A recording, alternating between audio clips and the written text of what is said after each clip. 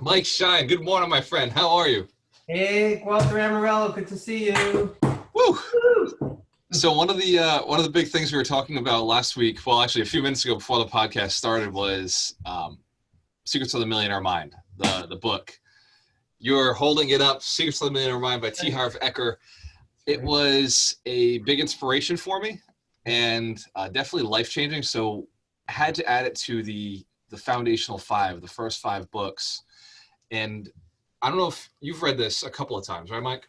Yeah, I've read it cover to cover with pen and made a lot of notes, and then I just because of this podcast, I went through it again. So I'm halfway through it again, but yeah, Nice. uh, it's a great book. There's just as we were talking about before, the Millionaire Mind Intensive is what I would like to actually spend money on going to, even which Right. is surprising for me to even hear. So So the Millionaire Mind Intensive, I've actually been to five times. To talk about the book, right? The book is a sales pitch for the event, and as far as marketing tools go, this book was designed perfectly, right? Like it is the beginning of the funnel that brings you into the event, and that's all its job is. and how long was the event? How The many event days? is 3 days, so it's a 3 day intensive event. I've been five times. It's life changing, Wow. and yeah, do they sell you Why products? do you go back over and over? Yeah, I've been multiple times. Yeah, why? Why? And so the first time I went, I was making 17,000, and they did this exercise, and they went through and they made me commit to more money. They made me commit to um, everybody does whatever they want, right? And I had written down $100,000, and I committed to it, and it was life changing. And that year I made $110,000, 90,000 through my commissions, and another 25,000 through the not the brokerage, the rental properties I had. And I remember thinking, oh my God, right? Like it actually worked. And so then I wanted to go back to the event again, just to Yeah. see if I could do it again. And See do if I they could pay again, or what do they charge you to go to the event? By the way, do you know? so it depends. I actually was a cheap person and went and got the free ticket, right? So if you go on their website, there's an option for a free ticket sometimes. Yeah. And so I went and got that. Smart. And but another time I did pay for VIP, so I've paid the $200 or $300 to be VIP, because that got me lunch with the speaker, which was super valuable for me, and totally worth it. I mean, this I've paid $100 to be there. So when you talk about the cost of events, this is a cheap event, right? 10x cost me $1,000 to be there. Age of 20, 21 cost me $1,000 to be there. So for a 3 day event, this Yeah, is, that yeah, sounds reasonable. absolutely. Now, what we did, definitely life-changing experiences, and I can't go into it. I can't talk about the experiential training. They make us promise. It's like Uh, Fight Club. yeah, it's like it's like Fight Club. Like once you've gone in, nobody talks about Fight Club. But it's life-changing. And do they sell products? Of course they do. And the first 5 times that I buy the product, no, I didn't. But time number three, I actually did buy the product. And we were talking about you wanted to go this year, and I had it on my calendar to go in April, but COVID-19 shut it down. I have friends in Atlantic City, in Atlanta, in Georgia, and I was going to go down, hang out with them, go to the event. We've all been to the event before, so we're all going to go back to the event together. Nice. And so They that got have canceled. they have a rescheduling of it, or what are they doing with it? So their calendar goes out till June. They're all over the country right now. Yeah, They're canceling left and right though. gotcha. So hopefully, and then they have the other calendar, the second end of the calendar will come out for the second end of the year. Hopefully those events will actually be able to take place, because I will fly. Once I flew to Denver to go to one of their events. Yeah, I definitely would like to go. So hopefully, once they reopen the country, I'll Yeah. find a place. Yeah. Yeah, the whole winter calendar was like the southern states. So I'm sure this second calendar will be, during the summer will be the northern states. Cool. Yeah, Cool. we'll see. Yeah. But Secrets of the Millionaire Mind, right? So good. Life changing, man. The book itself, I listened to it so he says in the book, listen to this every month, right? Until you're rich, listen to it every month. And I started with that commitment, and the month would come up, and I'm like, okay, I got to read the book, right? And I go and I'd read it again. Yeah. And then I realized, like, if reading it every month was helping so much, why not read it every single week? Wow. And so I pushed to audio, right? Started listening to the audio book and started listening to it every single week. And then there was a month where I listened to it every single day. I just Wow. said, I'm going to get through this every day. It's 3 hours. I listen to my workout, listen to it on my drive, and I listened to it in my second workout. I was working out twice a day. And it was, yeah, I know, it was nuts. I was getting in shape, bro. But there's only so much you can put on if you're not eating appropriately. So I hit a cap of 180 pounds, and that was all I could get to. Yeah. But it was like I was shredded. I was in good shape. Nice. And mentally, I was getting shredded too, because I was listening to this book, like financial advice. Yeah, that's awesome. And it had a huge effect. Maybe I'll get the Audible. Oh, totally. Yeah, get the audio. It's only like 2.5 hours or 3 hours, but you hear his voice. And what's powerful as a speaker is to emulate another speaker. So that's one of the reasons I love listening to Grant Cardone's books. He reads them himself. And T. Harv Eker actually read this himself. Nice. Yeah. So I'm able to listen to how the tone, listen to what they're saying, the tonality, and the speed of it. Sometimes they'll slow down, sometimes they'll speed up. Right. I was saying that with our last, the You Are a Badass. It was made such a difference that Jen Sincero read her own book, because when she was telling her stories, it was just powerful. Yeah. And she says it in her tone. She says it her way. Right. Exactly. I love it when the author reads a book, which is right. why I read my own book. Yeah, right. Nice. Not an easy task, by the way, Mike. Does that take a long time to read your own book? Like, do you have to do a bunch of takes, or how does that work? Yeah, it took me 6 hours, 6.5 hours for a 2.5 hour book. Wow. What would happen if you just made a mistake? You had to go over and read it again, or? Yeah. So I was going chapter by chapter. Yeah. And so, 5 minutes in, I make a mistake. I'd be like, damn it. Yeah. Then I started splicing the chapters together, right? So chapters became like 15 sections. Yeah, that's awesome. Yeah, as my willpower died out as I was going. So if anybody records an audiobook, just know it takes some time. Prepare yourself a quiet area. I mean, the sound, everything makes sound, dude. Your refrigerator makes sounds. Right? My fridge is making sound right now. Right. Like, you can't notice it in a normal situation, but when nothing else is there and is dead silent, you notice all the disturbances. Crazy. I remember we had a tenant in my dad's building, and they did movies. And so they said, hey, you and my brother-in-law, do you want to be extras in this movie down in Newport? Yeah. Like, yeah, that sounds cool. Be an extra. We stayed on this tugboat like all night for like 1 minute of filming. I was like, seriously, from like 10 o'clock at night till 5 a.m. in the morning for a minute of a really bad film. Yep. Yeah. So. Yeah, it can get ridiculous. I was an extra in a movie, Here Comes the Boom, with Kevin. Yeah, you said that. That's awesome. So I did that, and oh my God, right? Like, we were there all day. We were there all day till like 8 o'clock at night. And if we recorded 5 minutes of this movie, because what they were recording was the fight scene in the cage, right? So they'd bring us in as extras to sit in the stands, and they're recording this fight scene. You go watch the movie, it's like the fight scene is that much of the movie. Kevin James, that's who it is. And so what was cool is, get to meet him? What is it? Did you get to meet him? Yeah, so Kevin James was the director too. So he was directing us. Yeah. So he came over to my section, and he's telling us, look, guys, this is what I want you to do. Everybody's doing a really good job here. But we had like these bully guys in with us. Like, they were supposed to be the rough guys. And so we as the audience are supposed to look different from what everybody else is looking like, because they're like this gang member family, right? Mm-hmm. So they're supposed to be tough. and hating while we're supposed to be cheering and loving, right? So it was just really fun. So he came over and he's talking to us for a couple of minutes, and so I took initiative. I Yeah. stood right in the front. Like as soon as we got there, I saw the seating situation. I was like, "Yeah, I'm going right in the front." I sat right down, and then the guy came over. He removed a couple of people from the front, but he didn't take me out. That's sweet. So Do you see you in the? Do you see yourself in the movie?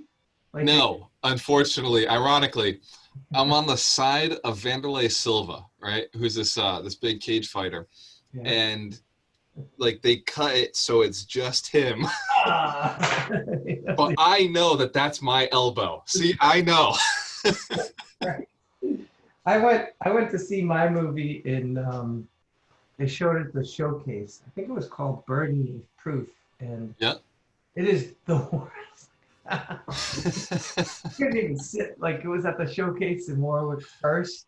Yep. Before they, and it never made it anywhere else. So it was horrible. So Yeah, but at least you're in the movie, Mike. So mine made it everywhere, but I wasn't in it.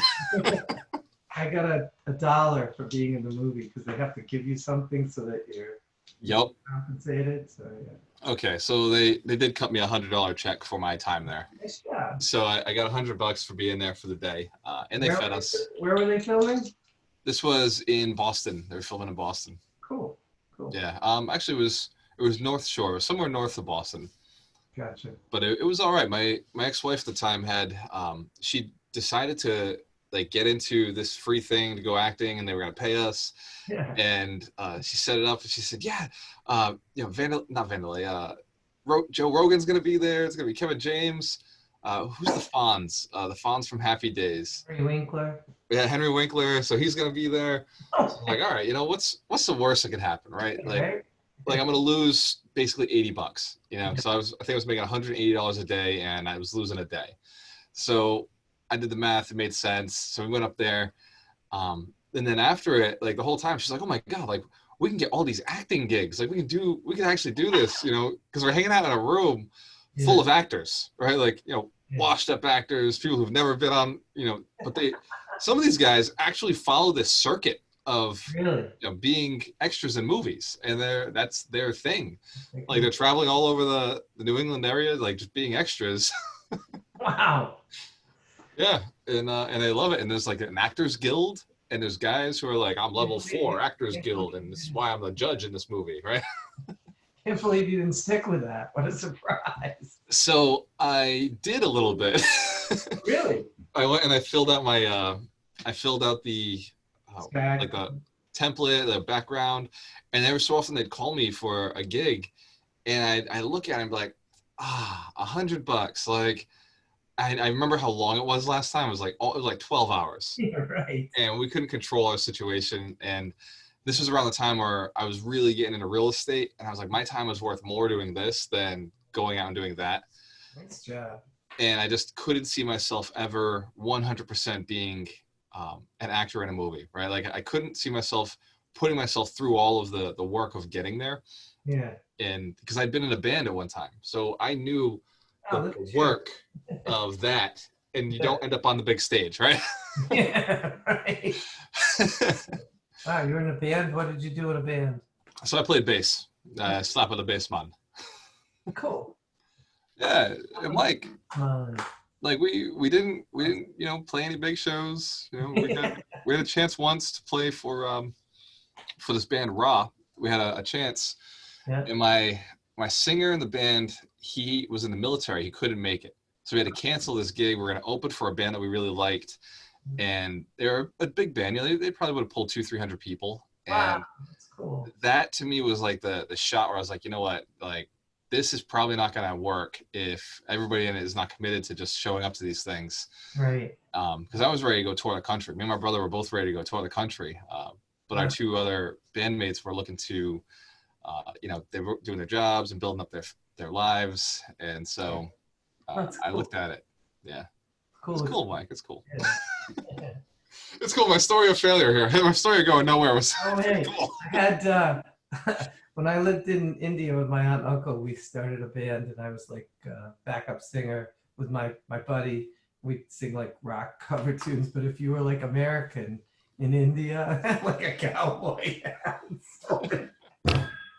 So embarrassing. But Hold on, you were living in India? yeah, so my junior year of high school, my aunt and uncle who worked for the U.S. Agency for International Development, they came home for the summer to visit my grandparents. And when they were visiting, it's like a 6-week homely visit. Yep. Somebody made a joke, said, "Oh, Michael should come to India," and I was like, "Really? That sounds amazing."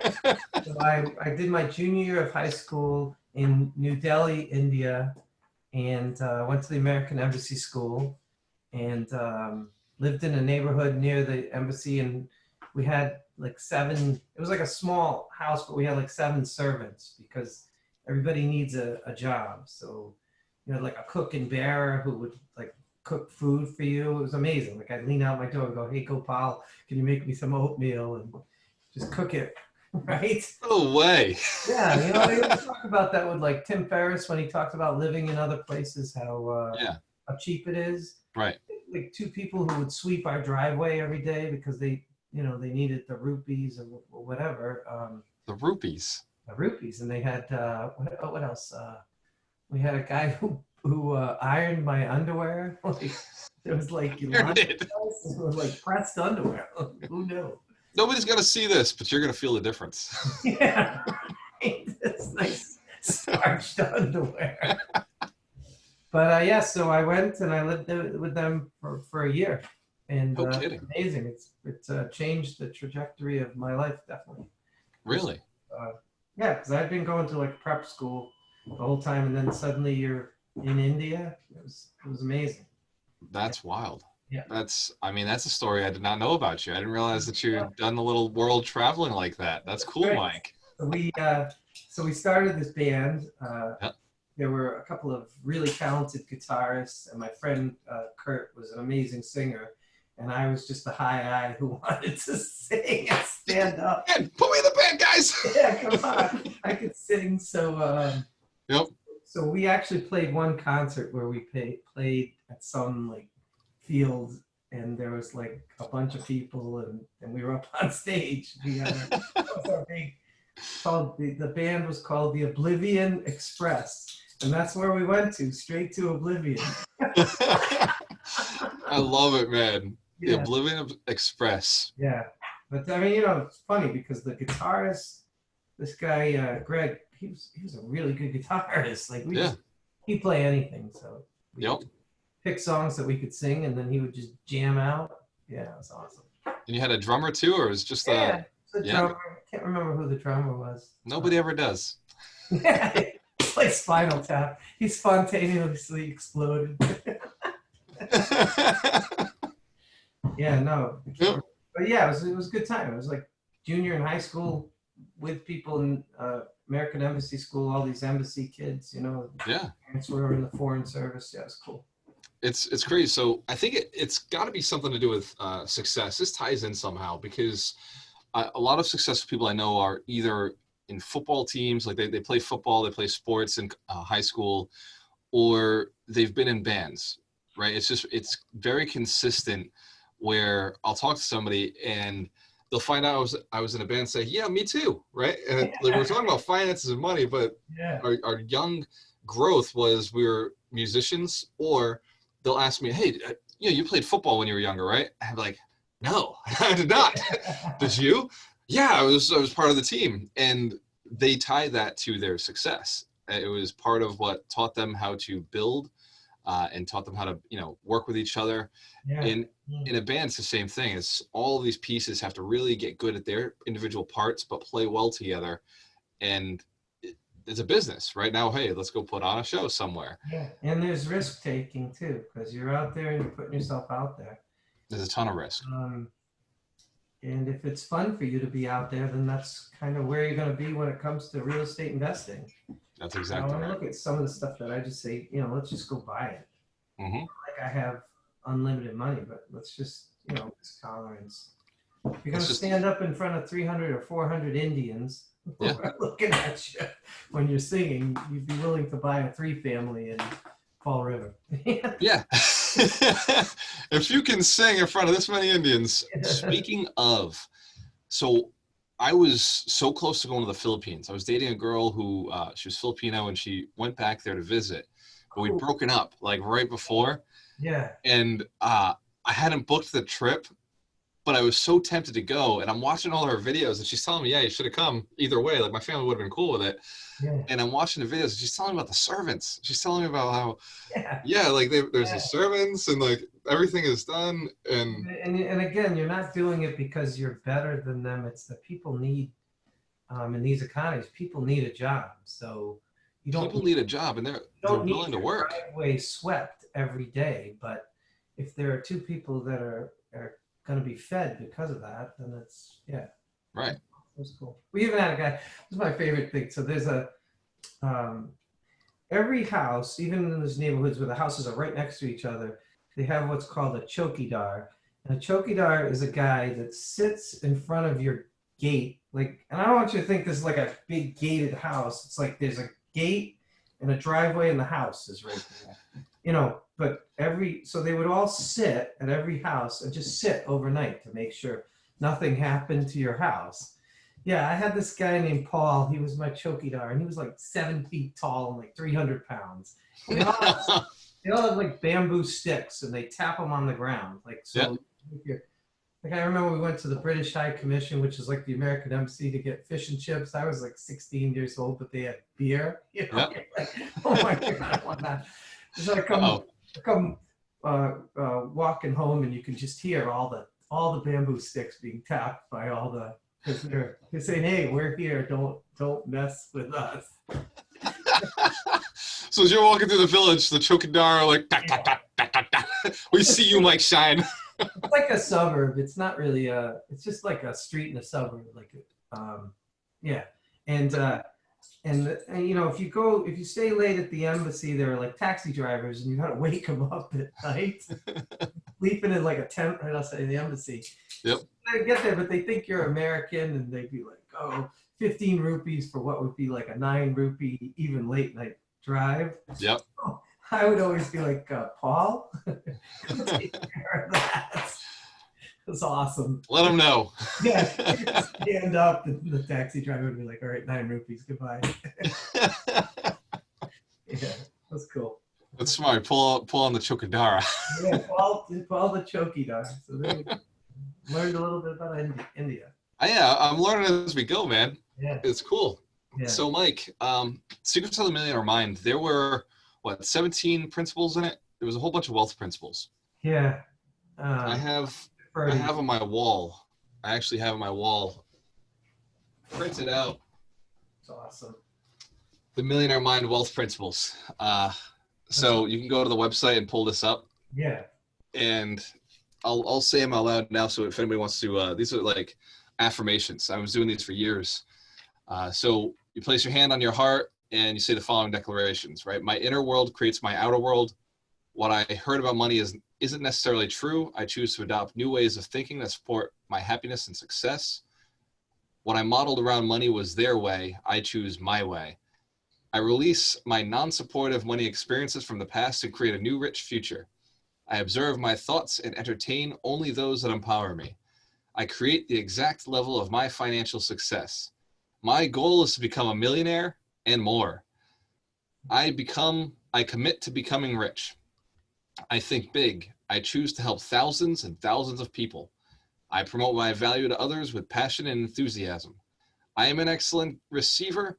I am open to and willing to receive massive amounts of money into my life. I choose to get paid based on my results. I always think both. I focus on building my net worth. I am an excellent money manager. My money works hard for me and makes me more and more money.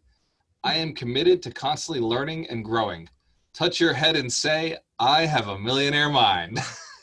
Awesome. If you've read the book or listened to the audiobook, that is throughout the entire book, that process, broken out, one principle at a time. And he says it in the book too. He says, it's hokey, right? But he's like, I've been doing it for years and I got rich. So if hokey is what gets you rich, I'll do hokey. Yeah. The other part about the book, just if you plan on reading it or listening to it, is he has a no shit attitude because when people, people will say things like this chapter where he's talking about people say, "Oh, Harv, money isn't important," and then he looks at him and says, "Yeah, you're broke, right?" It's like, uh, He says, "You must be broke." you must be broke. So good. Yeah, and he says stuff like that. He's very blunt, which is entertaining and awesome. Yeah. And he's to the point. He's like, if you don't think money's important, then they're not going to have a lot of it, right? Imagine if you told your spouse, if you thought your spouse wasn't important, right? Why would they stick around? That's a great point. Yeah. So it's the same thing with money. If you don't think money is important, what reason does money have to stick around and stay with you? Exactly. Yeah. So, like I said, I can't recommend it more highly, even though it's definitely a funnel. It is it's a good book, and a lot of the other books that we talk about, it refreshes those ideas. Like Think and Grow Rich and Mind. I mean, they're all. I remember when I was reading this book, and it was a recommendation from you, because what happened was I was going to your Fall River meeting before the virus, and you had said these are the foundational 5, and I was like, oh shoot, I've read 4. I haven't read this one.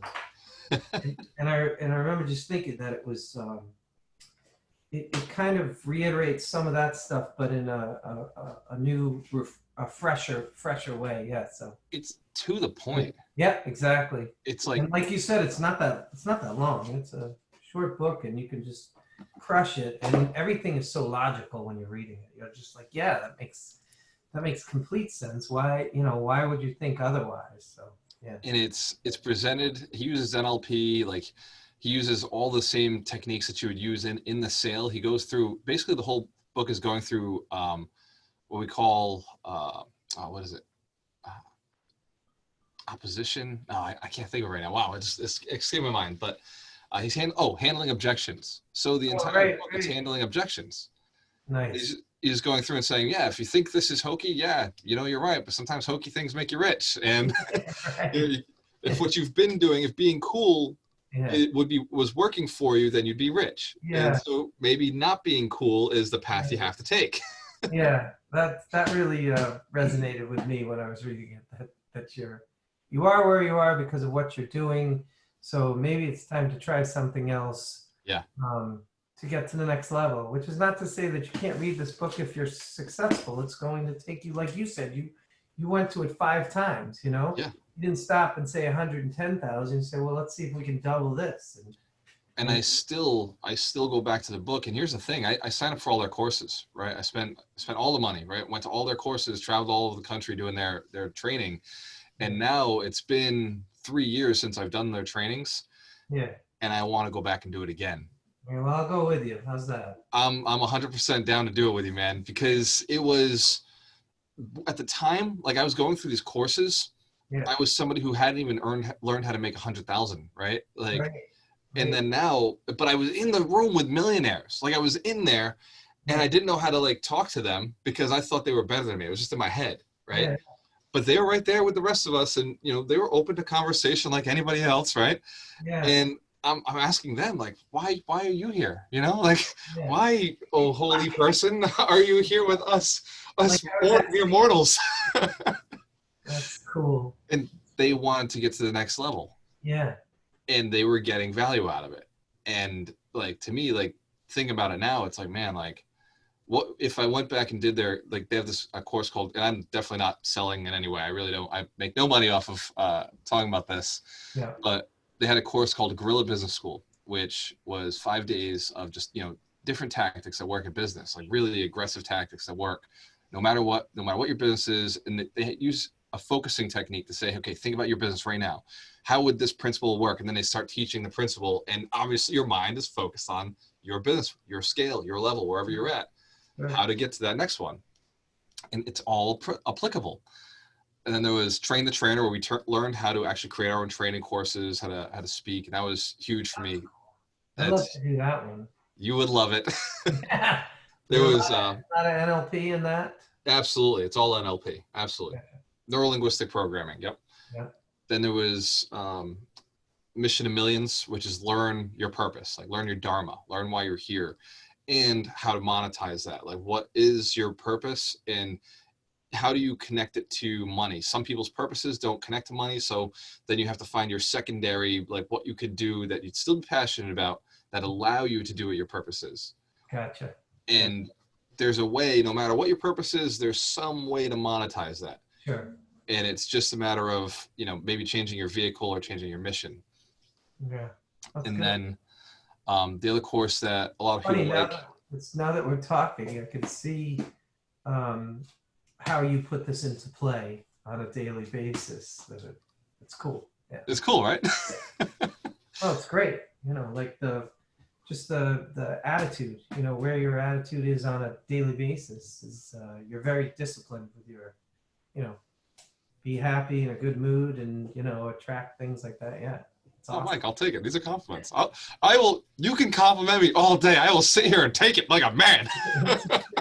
No, Thank you both. I appreciate it. That's why when I was just starting out in this business, there was this guy who was like a mortgage guy. Yep. And he would always walk around and he'd say, I appreciate you, man. I appreciate you, man. I love that. Hey, people just want to be appreciated, right?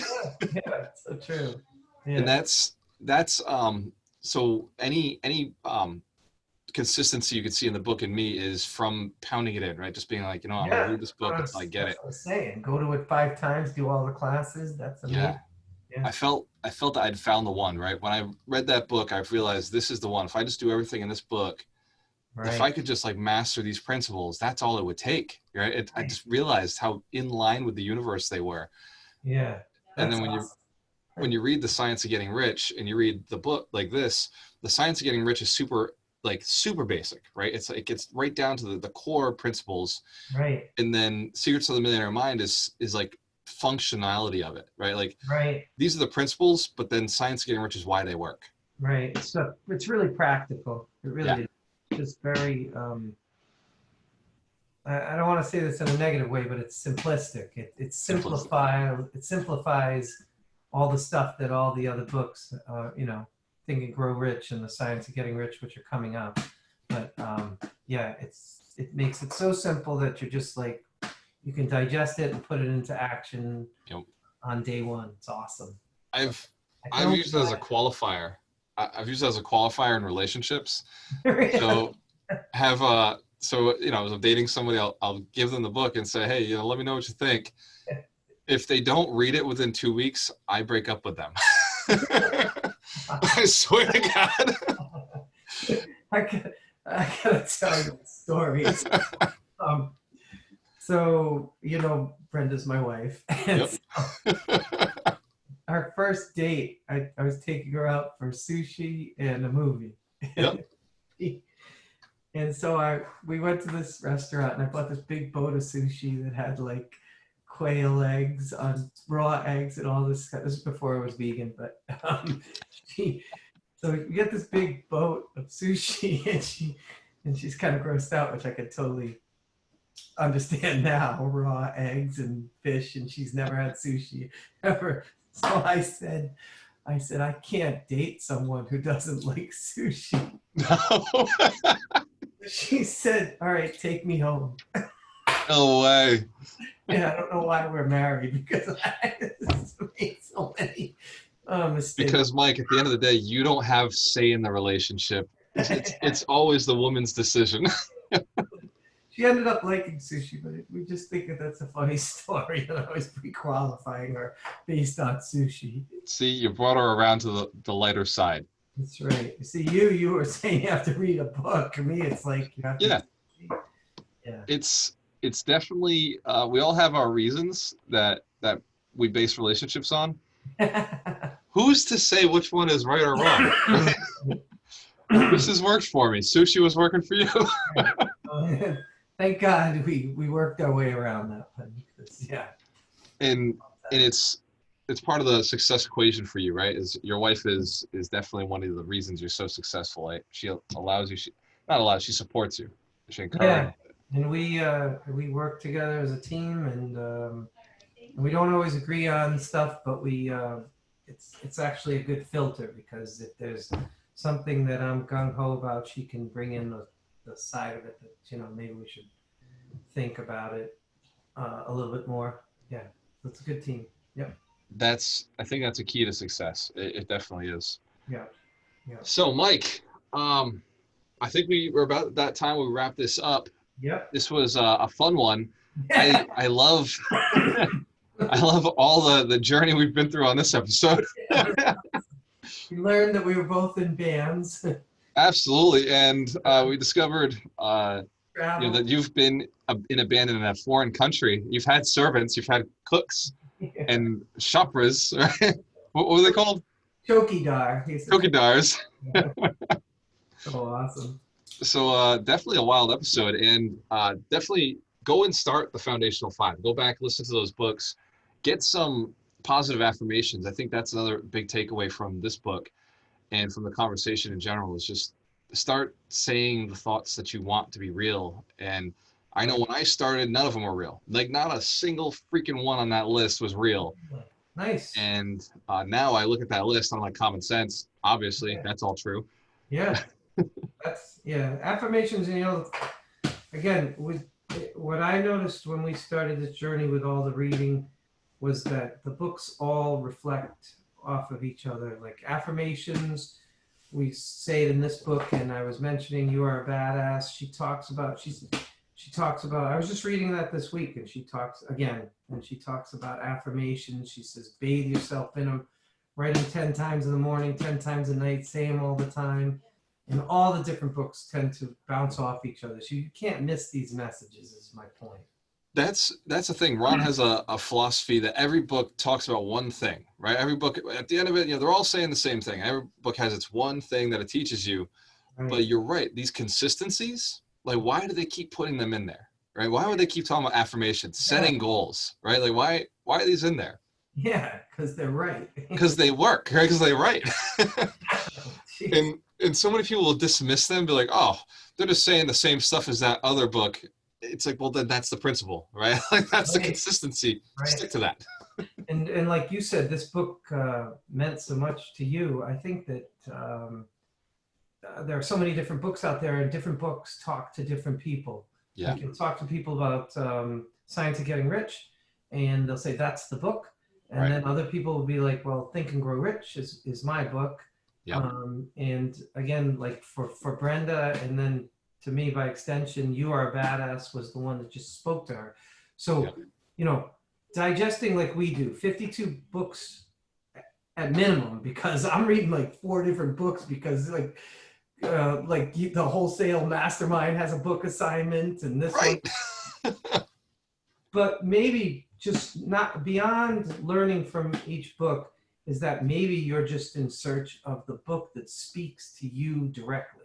Because again, there are some books that speak to one person and are so powerful. And so I just keep doing the journey until there's that book that just speaks right to you directly. That's my advice for the day. I love that, Mike. That is good advice.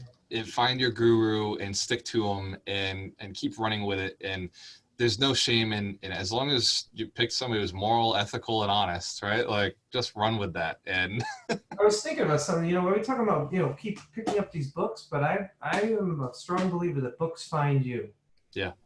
Throughout my life, books that I needed to read have found me. I remember I was in an airport in Minnesota, and I found this one book on a shelf with like a bunch of other books that didn't even relate to it.